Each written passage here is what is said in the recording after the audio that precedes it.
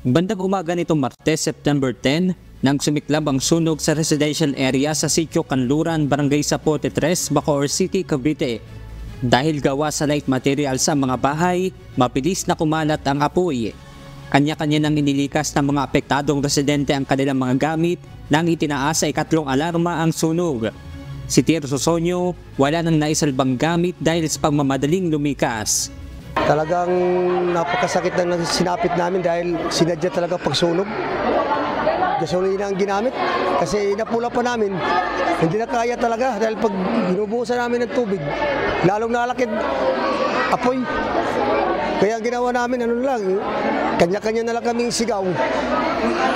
Kung tumalo sa dagat, talon, makalabas-labas.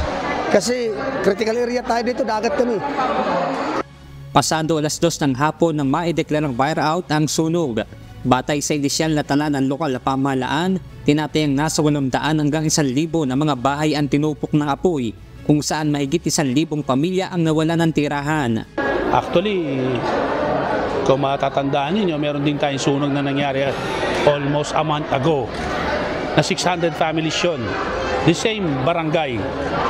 No, magkapit-bahay lang, magkabilang dulo sila. Nasa pangangalaga pa rin natin sila. Nandun sila sa 7 barangay natin. 7 evacuation centers na naging na-viral pa. Minsan na nagdaan tayo ng Enteng, binaha sila. Kaya nilipat namin yun ngayon. Ayon kay Bacoor City Mayor Strike Revilla, bunsod na nangyari ay may posibilidad na magdeklara ng state of calamity ang lokal na pamahalaan. Tingin ko this time, nung Enteng hindi kami nag-declare, pero this time tingin ko magde-declare na tayo.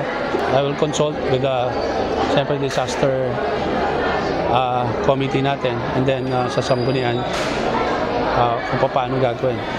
Kasi talagang limitado na rin kami ngayon dahil for the past few months, starting February, puro sunog na kami rito.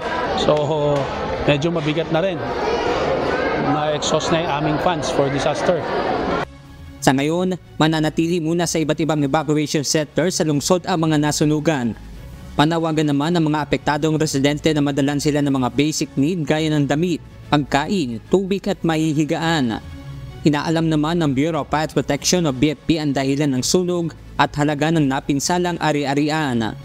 Benedict Samson, humahataw sa balita ngayon.